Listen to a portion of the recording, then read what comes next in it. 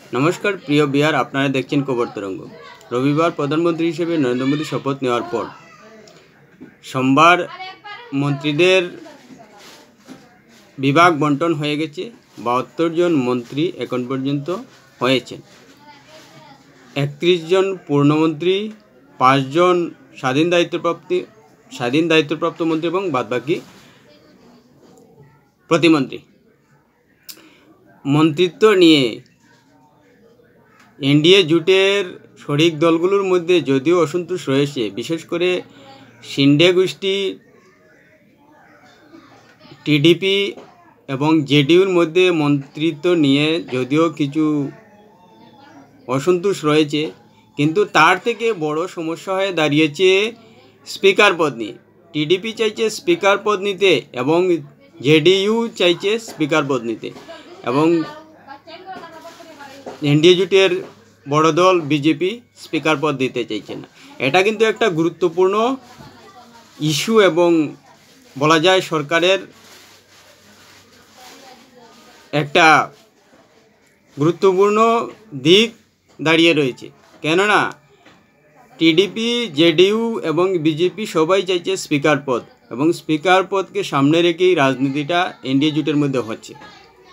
আসলে স্পিকার পদটি লোকসভায় এমন একটা গুরুত্বপূর্ণ পদ, যে পদের জন্য সরকারের টিকে থাকা এবং না টিকে থাকা অনেক কিছু নির্ভর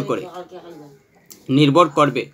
টিডিপি বিজেপিকে বিশ্বাস করতে পারছে না এই কারণে যে যদি স্পিকার পদ বিজেপির থাকে এবং যদি ভবিষ্যতে টিডিপির সাংসদদের ভাঙিয়ে বিজেপি নিয়ে যায়, তাহলে কিন্তু সেই স্পিকার পদের ক্ষমতায় তাদের সাংসদ পদ খারিজ হবে না এবং বিজেপি সেই ক্ষমতার জুড়ে তাদের দল ভাঙাতে পারে। অন্যদিকে জেডিইউর কথাও একই, যে তারাও তাদের দলের সাংসদদের ভাঙাতে পারে বিজেপি, এবং এতে স্পিকারের ক্ষমতা ব্যবহার করে তাদেরও সাংসদ পদ খারিজ হবে না। আর যদি বিজেপির কথা ধরি, তাহলে কিন্তু শুধু বিজেপি নয়, এখানে যদি অন্য বিরোধী দলও সংখ্যাগরিষ্ঠতা পেত এবং জোট সরকারে যেত, সে কংগ্রেসই হোক বা বিজেপি হোক, তাহলে কিন্তু আমি মনে করব অন্ততপক্ষে সরকারের স্থায়িত্বের জন্য বড় দলের কাছে স্পিকারের পদটা থাকা উচিত। আর বিজেপির ক্ষেত্রে যদি বলি, তাহলে যে এখন পরিসংখ্যান রয়েছে, বিজেপি রয়েছে 240টি আসন এবং টিডিপি এবং জেডিইউ এর 16 এবং 12 নিয়ে মোটামুটি সংখ্যাগরিষ্ঠতা এসে যায়। এখন যদি দুই দল সমর্থন উঠিয়ে নেয়, তাহলে কিন্তু বিজেপি সরকারটা পড়ে যাবে। তাই এসব বিবেচনা করে, সংখ্যাতত্ত্বের হিসেব বিবেচনা করে স্পিকার পদটি বিজেপির হাতে রাখা উচিত। সরকারের স্থায়িত্ব রাখার জন্য বিজেপির হাতে স্পিকার পদ রাখা উচিত, এমনকি যাতে মাঝপথে লোকসভা নির্বাচন না হয় তার জন্য কিন্তু স্পিকারের পদটা বিজেপির রাখা উচিত। কেননা প্রথম কথাই বলা যায় পল্টুরাম নীতিশ কুমারের কথা, যদিও এনডিএ জোটে রয়েছে কিন্তু তিনি পল্টুরাম, তিনি সরকারের থেকে সরকার পাল্টানো এবং নতুন সরকার গড়ার ক্ষেত্রে তার জুরি মেলা বার। ভারতবর্ষে তার মতো আর পল্টুরাম কেউ নেই, যে নিজের সরকার থেকে ইস্তফা দিয়ে, মুখ্যমন্ত্রী পদে ইস্তফা দিয়ে পুনরায় আবার অন্য দলের সমর্থনে মুখ্যমন্ত্রী হওয়া এক রীতিমতো তার কাছে একটা ছেলেখেলার পর্যায়ে পৌঁছে গেছে। অন্যদিকে টিডিপিও কিন্তু বিশ্বাসযোগ্য নয়, কেননা টিডিপি এর আগেও এনডিএ জোট থেকে সরে গেছেন এবং পুনরায় এসেছেন। তাই টিডিপি বলুন, জেডিইউ বলুন, কেউই বিশ্বাসযোগ্য নয়।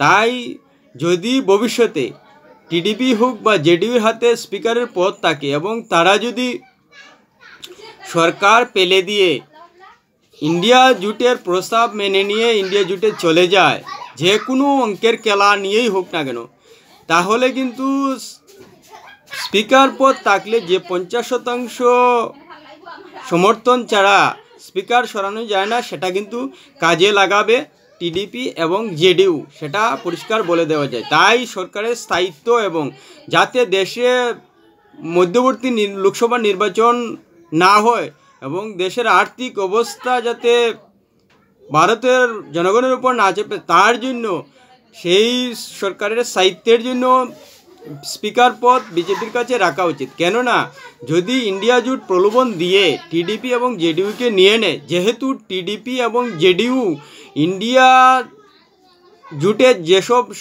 দল রয়েছে, কংগ্রেস, আপ, তৃণমূল কংগ্রেস, এআইএডিএমকে, এইসব দলের আদর্শের সঙ্গে কিন্তু জেডিইউ এবং টিডিপির আদর্শের অনেকটা মিলে এবং তারা তাদের প্রলোভনে পা দিতে পারে, এটা গ্যারেন্টি দিয়ে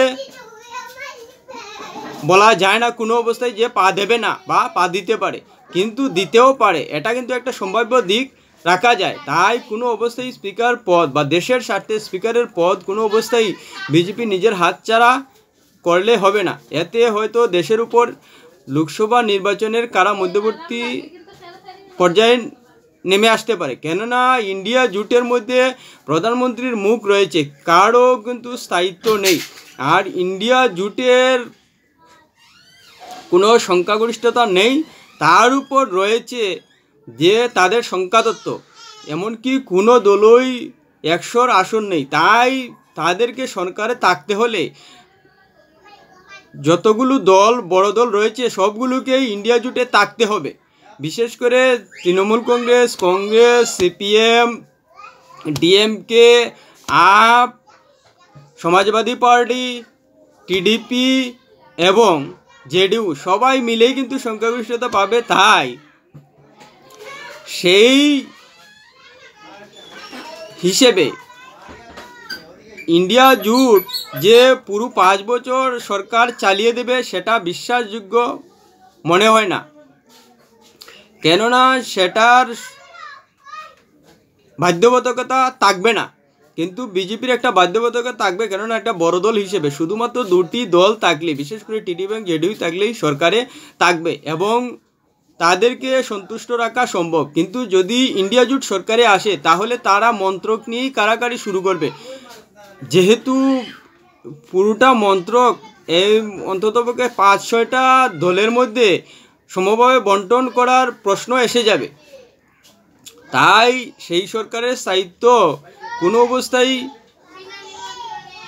বিশ্বাসযোগ্য হচ্ছে না এবং সূত্র সঠিক বলছে না। বরং বিজেপির ক্ষেত্রে অনেকটা মেনে নেওয়া যায়, যেহেতু টিডিপি এবং জেডিইউ শুধুমাত্র থাকলেই চলে যায়। আর বাদবাকি যে জোটে রয়েছে, তাদের যেহেতু সংখ্যাতত্ত্ব দুর্বল এবং তাদের যে পার্টির ক্ষমতা তাও দুর্বল, তাই তাদের তেমন একটু এদিক সেদিক হওয়ার সম্ভাবনা নেই। কিন্তু যেহেতু টিডিপি এবং জেডিইউ কিংমেকার, তাদের বদলে লোকসভার সরকারের উলটপালট হওয়ার একটা সম্ভাবনা রয়েছে। তাই তাদেরকে কোনো অবস্থায় স্পিকার দেওয়া অন্ততপক্ষে দেশের স্বার্থে ঠিক হবে না। এবং বিজেপিকে এনডি জোটের বড় দল হিসাবে দেশের জনতা যে রায় দিয়েছে, সেটার মান্যতা দিতে গেলে স্পিকারটা অবশ্যই তাদের হাতে রাখা উচিত। কারণ টিডিপি এবং জেডিইউ যেহেতু কিংমেকার এনডিএ জোটের ক্ষেত্রে, তেমনই কিন্তু ইন্ডিয়া জোটের ক্ষেত্রেও কিংমেকার হয়ে যাবে। এবং আমরা জানতে পেরেছি যে জেডিইউ প্রধান নীতিশ কুমারকে প্রধানমন্ত্রী পদের মুখ করার জন্য প্রস্তাব দেওয়া হয়েছিল ইন্ডিয়া জোট থেকে। এবার ভাবুন যে তারা কতটুকু যেতে পারে সরকারের জন্য। কংগ্রেস 99, সমাজবাদী পার্টির 37, ডিএমকের 22, তৃণমূল কংগ্রেসের 29, এত বড় বড় দল শাখা থাকা সত্ত্বেও, এবং টিডিপির 16, এত বড় বড় সংখ্যাতত্ত্বের দল থাকা সত্ত্বেও তারা জেডিইউর মাত্র 12 আসন রয়েছে, সেই প্রধান হিসেবে নীতিশ কুমারকে প্রধানমন্ত্রী হিসেবে অফার করছে। এতেই তাদের উদ্দেশ্য পরিষ্কার হয়ে যাচ্ছে এবং তারা যে প্রধানমন্ত্রী প্রত্যাশী, এর আগে থেকে আমরা জানি যে মমতা ব্যানার্জি প্রধানমন্ত্রী প্রত্যাশী হিসেবে অনেকটা চুপ রেখেছিলেন। রাহুল গান্ধীও প্রধানমন্ত্রী প্রত্যাশী, আপ সুপ্রিমো অরবিন্দ কেজরিওয়ালও প্রধানমন্ত্রী প্রত্যাশী, অখিলেশ যাদবও প্রধানমন্ত্রী প্রত্যাশী, তেজস্বী যাদবও প্রধানমন্ত্রী প্রত্যাশী, টিডিপি চন্দ্রবাবু নাইডুও প্রধানমন্ত্রী প্রত্যাশী। তাই এটা কোনো অবস্থায় যুক্তিকার্য হতে পারে না যে এতগুলো প্রধানমন্ত্রী প্রত্যাশী মানুষ একসঙ্গে জুট হয়ে একজনের প্রধানমন্ত্রী হওয়া দেখে অন্যজন একেবারে চুপ ঠান্ডা হয়ে থাকবে এবং রাজনীতিটা সেভাবে করবেন না, সেটা কোনো অবস্থায় বিশ্বাস। যেখানে বিজেপি এবং শুধু টিডিপি এবং জেডিইউ রয়েছে সেখানেই বনিবনা হচ্ছে না, সেখানে এতগুলো দল মিলে কী করে বনিবনা হবে? এবং বিজেপি বড় দল হওয়ায় তারা মোদিকে মেনে নিচ্ছেন, আর সেখানে এতগুলো দল থাকায় যে শুধু নীতিশ কুমারকে প্রধানমন্ত্রী মুখ হিসাবে মেনে নেবে সেটা কোনো অবস্থায় বিশ্বাসযোগ্য হচ্ছে না। এমনকি মমতা ব্যানার্জি তো বলেই দিয়েছেন যে এটা একটা অসাংবিধানিক সরকার, অবৈধ সরকার। যেখানে মাত্র 3টি দলে সরকার গঠন হয়ে যায়, সেখানে 7-8টি দলে বড় বড় দলে মিলেও সরকার গড়ার জন্য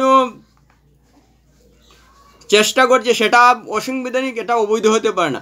এখানে বিরোধী রাজনৈতিক দলের বিশেষ করে মমতা ব্যানার্জি, রাহুল গান্ধী এবং সমাজবাদী পার্টির নেতাদের মন্তব্য থেকে পরিষ্কার হয়ে যাচ্ছে যে তারা কোনো অবস্থায় একজুট হয়ে থাকবে না এবং থাকার কথা নয়। তাদের যে নির্বাচনী আসন পেয়েছে সেটা তাদেরকে একজুট হয়ে থাকতে দেবে না এবং 5 বছর সরকারে থাকতে দেবে না। যদি বিজেপি সরকার না থাকতে পারে, তাদের মনে সংশয় থাকতে পারে যে বিজেপি সরকার বেশি দিন টিকে থাকবে না জোট সরকারে, টিডিপি এবং জেডিইউ ভেঙে যেতে পারে বা সরে যেতে পারে, তাহলে তারা এতগুলো দল একসঙ্গে জোট হয়ে কি করে 5 বছর টিকবে? যদি বিজেপি শুধু 2টি মাত্র দল নিয়ে পুরো 5 বছর টিকতে না পারে, তাদের সংশয় থেকে যায়, তাহলে তারা 5-6টি বড় দল একত্রে কি করে একসঙ্গে থাকবেন সেটা কিন্তু তারা একবারও ভাবে না, শুধু বিজেপির কথা ভাবে। এখানেই জনগণের কাছে বার্তা যাচ্ছে যে কি রাজনীতি চলছে। তাই বিজেপির সমস্ত দিক বিবেচনা করে কোনো অবস্থায় স্পিকারের মতো গুরুত্বপূর্ণ পদ টিডিপি এবং জেডিইউকে দেওয়া উচিত হবে না।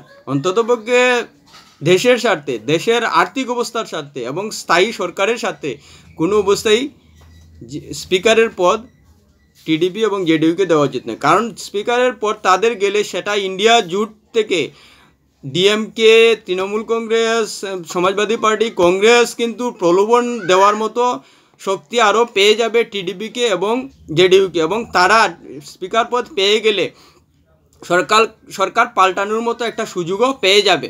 তাই এ নিয়ে সতর্ক থাকা উচিত বিজেপিকে দেশের স্বার্থে।